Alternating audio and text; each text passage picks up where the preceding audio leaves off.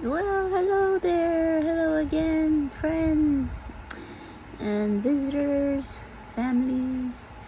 Uh, Today I wanted to go over another story time. This time I thought about why not share some little tidbits of my little old weight loss journey. Yeah, it was quite a milestone, and I'm still in the middle of it actually. Yeah, I still got a ways to go. Ever since I was a child, I was always a heavy set individual. Uh, just by photos, I'm sorry that I don't have actual photos or receipts to show, but from photos that I've seen of myself since I was the age of 2, I already had thunder thighs, battleship hips, big old chubby face, the chubbiest face you could ever see on a 2-year-old. And my mother used to tell me stories of, oh, when you were little, oh, the neighbors back in my mom's village back home in Micronesia, Chuk Island. The villagers used to laugh and holler like, look at her, look at that little baby, she's wearing big drawers. She's just a little kid and she already wearing big drawers, big girl, big woman drawers. She's so big. But for a while, when I was growing up, I used to blame it on my mom because she used to tell me stories about the time when her and her sister, her youngest sister, were growing up. They had it rough. They grew up hard times. They lost their mom when they were little, and the dad had sent them off to boarding school, so that they could be taken care of there. And so they had it rough. And they struggled. So my mother told me that this is my mom talking to me. My sister and I made a pact that when we grew up and had kids, we would never allow our kids to struggle. So that was her reasoning to stuff me up like a scarecrow pillow. And I used to blame her for that. You made me the way I am. But as years went on, I realized, hey, it's my fault. I could have done something by the time I was old enough to realize my struggles, but I allowed it to keep going on and on. And so yeah, I was always a heavy person since a child. I always got teased a lot, bullied a lot in school, and I got used to it. And it turned out to give me tough skin. That was a plus. That's a good side of being bullied. You form tough skin after a while. Yeah. So I always was heavy. And in high school, difficult. A lot of struggles during childhood years, junior high years, high school years. Struggle. There was a time when I got into my sophomore year that I was getting into boys with some of my best friends. So that kept me busy, and and very active, going out all the time, and little did I know that being so active, I had lost a little bit of weight, but not much. And at least I was, it was showing. Oh, Karen lost weight. I'm Karen, by the way. Karen lost weight. For those of you who don't know me, but then I got pregnant, and then the weight kept going up and up and up and up. So I have 3 children, and each time I had my pregnancy, gained 25 pounds, never took it off, got pregnant again, put on another 25 pounds, and the cycle went on and on, and it just never got any better. And by the time it was 2010, I was doing part-time work for a school bus company. Yeah, well, actually, it's a tour bus company that also does. They do two separate sides, one for the tourists and one for the schools. I was on the school bus side, the school bus section, and I was doing that for about 10 years, part-time since 2008. But by 2010, I had moved into a new place, and for some reason, I guess because I've been neglecting my weight issue for so long, that I started having health problems. By 2010 is where it started.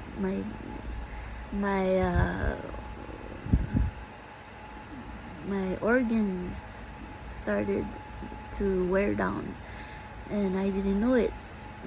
I kept going, pushing on. The weight kept increasing. I was still in denial, and I was in my mid-30s by then. And so by 2017, I noticed, like, geez, I get winded a lot, I get dizzy spells a lot, and I have trouble walking without having to hold on to something, because I get dizzy just walking a short distance and out of breath. I'm always exhausted, I'm always fatigued, and I'm still in denial. Until finally one day I said, you know what, it's about time. Finally I had some medical going on because of a shift in my position. Because I got laid off as a bus aide, that I was doing for 10 years. But luckily they decided, well, you know what, we'll give them first dibs. Since we laid them off, the bus aides off, we'll give them first dibs to go on to another position within the company. And so they transferred me off to do airport greeting. Yeah, so by 2017 I was doing airport greeting, and my medical shifted because I was doing more hours, so I was approved for medical under the company. And I thought, well, you know what, might as well, I could finally take advantage of that and get a checkup, because Jesus, I haven't had one in years, a physical checkup. So I went in, made an appointment. I think I just walked in. I don't think I made an appointment. I just walked in that day. I walked in on a Saturday and told them, I think I'm doing good. I don't feel right. As the description I was explaining earlier, I told the doctor that. So they checked me out and did a little what do you call it? Examination here and there. I don't believe they took any blood tests at the time, or maybe they did. I know they took a urine test and a bunch of other types of tests, and then that very day the doctor sat with me and told me, you are experiencing congestive heart failure symptoms, and how did you get here? I told them, well, I took the bus, because there was I didn't take the city bus. I took another bus. It's another bus that does individual, kind of like, for the low income type of thing, where they help out in the community type of public transit. So ghetto me tells the doctor that, and he says, okay, because we're gonna have to admit you into the hospital. Do you have a contact or any family that you can address them to let them know what's going on. And I was like, yeah, my kids. My kids were already the adults at the age of adults. And I was like, hospital. Dun, dun, dun. So I go into the triage, what do you call it, a little makeshift area where they hold me down until they can open up a room for me at the hospital. So I'm lying there on the stretch out gurney thingy, whatever, and on the in that little triage area, however you say it. And the nurse started me off with Lasix. She put me on an IV and injected Lasix into the IV. They didn't really tell me what was going on. And after half an hour, I was like, oh my God, I gotta pee. And I had all this IV hooked up to me, and then I had to go so bad. And the nurse is on her chair, her swivel chair, sitting about 6 feet away from me at her desk. And then I look at her and I'm like, excuse me, I think I have to go to the restroom. Is there a restroom around here? Boy, I had to go so bad, and I didn't understand why. And it was because of the Lasix that she had put into my IV. So that had gone on for a few times before finally they told me, Miss Karen, are you able to sit up? We have the medics here. They're ready to transport you. So they put me in, they buckled me up on that gurney I was lying on, and then they switched me off. They rolled me off over into the ambulance, which was a 5-minute ride away from the clinic where I was at into the hospital. And I was like, what the heck is going on? So I spent a week there at the hospital, and I got treated with more Lasix and potassium and all that good stuff. And luckily I was medically insured, so everything was covered. And I had lost, I remember that just being there for a week, I lost 80 to 90 pounds. And at that time, when I got admitted to the hospital, I was 420 pounds. I couldn't believe it. And no wonder why I was experiencing difficulty walking at my job, because the water weight had gotten so bad with my congestive heart failure. My heart wasn't able to pump as good and as fast enough as it should have been because of the weight, which then in turn resulted in the water weight gain. I had horrible edema and lymphedema in my legs and my hip, just everywhere, and it was very dangerous, and I didn't even realize it. And it was so dangerous that it could have gotten all the way into my lungs and destroy me. Who knows what my lifespan was at the time had I not gone in to get checked that day. So I went home. I got discharged about after a week. I believe I spent my birthday, I was about 43 by then. I think so, yeah. So I had spent my birthday at the hospital. It was a nice day. Everybody, all the nurses, the CNAs, doctors were so gracious, and nobody fat shamed me. They were so kind and helpful, and they gave me a lot of advice of what to do and how to keep managing the weight. But I was so hard-headed and so very, very naive. I went home, didn't even think nothing of it. I kept going on with the medication that I was prescribed, and I didn't do 100% well with my medication. There was no side effects, but me personally, just keeping consistent with my medication, I wasn't doing 100% well. There were times where I had got sidetracked, just totally totally just didn't even think of it and didn't take it for a while. And before I knew it, the weight blew up again. And the same thing again. I think that was like a year later. I got readmitted again. And I had a little bit of tough love when I went back in again. And all this time that this was going on, I had transferred jobs. I had no longer been working as an airport greeter. I had gone on to another bus company, and I was doing the same work there, bus aide, part-time. And I also was doing part-time night shift work at a local McDonald's about 10 minutes away from where I was living. And while I was working there at the McDonald's doing drive-through, I was a drive-through order taker, cashier type thing.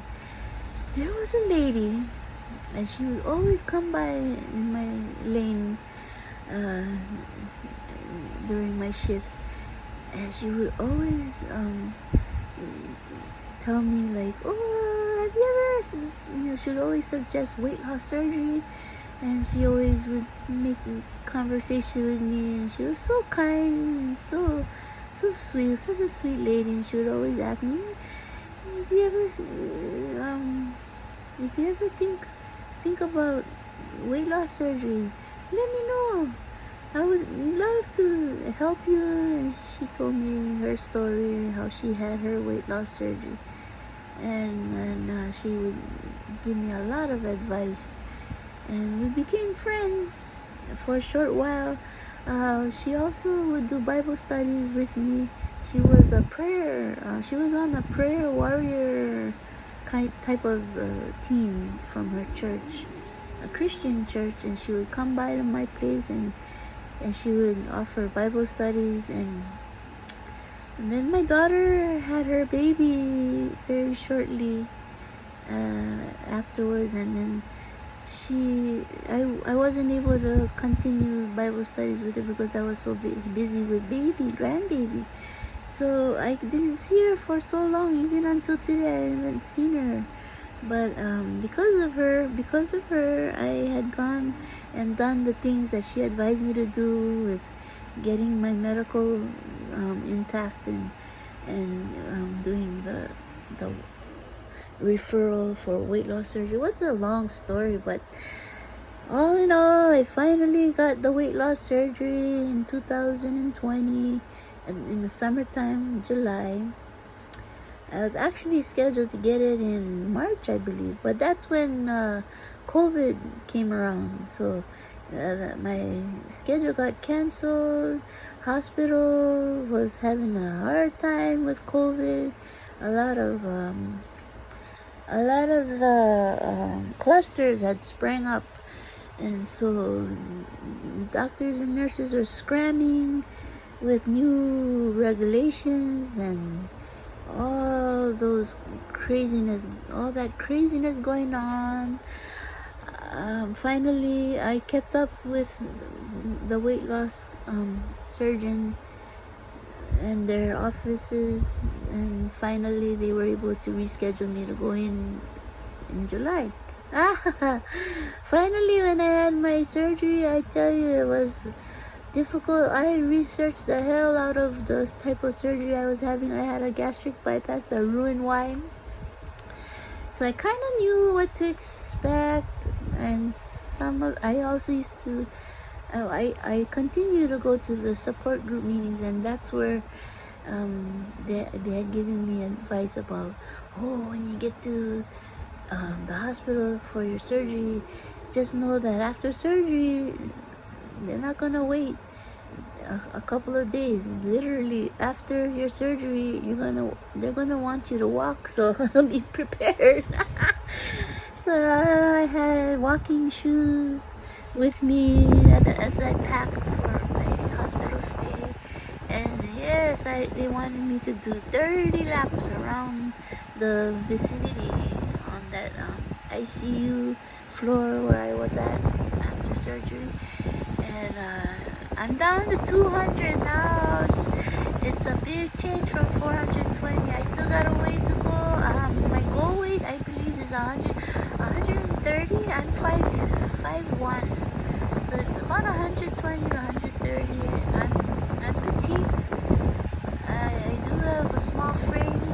My hands are small, my feet are small. I can't really tell, but yeah. So my goal weight should be somewhere around 130 pounds. So I got a ways to go, and yeah, the stages of the surgery, the post-surgery was quite an experience, and if I had to do it again, I certainly would, because it's a lifesaver. I'm sorry for those that have different opinions about this type of surgery. Type A folks would be like, well, you just looked for the easy way out, and you sure damn well have spent a lot of tax dollars on, taxpayers' money. And okay, well, that's their opinion. They have a right to their own opinion.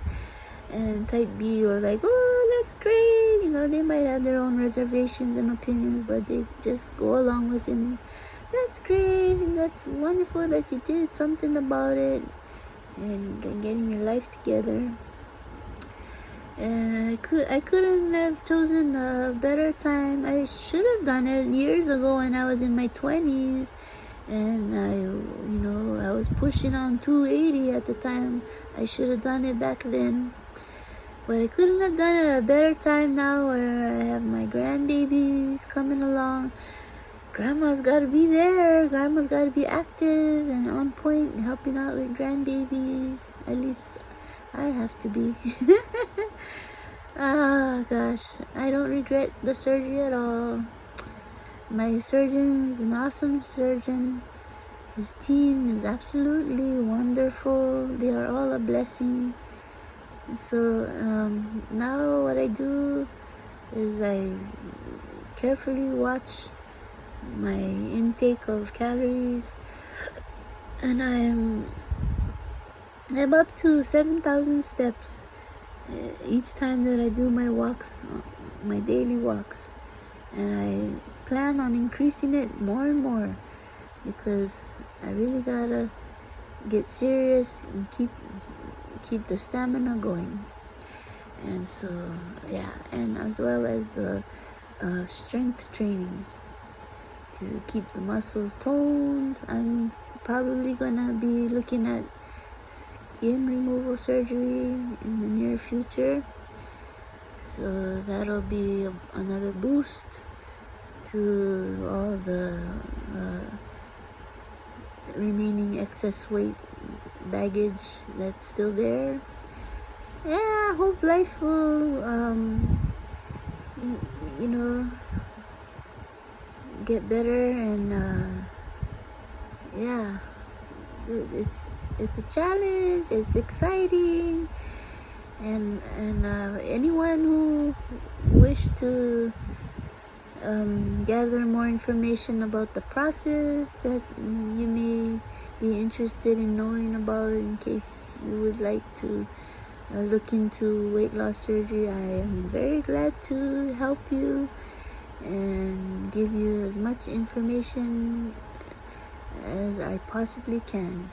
That's my weight loss surgery story, my weight loss journey story there.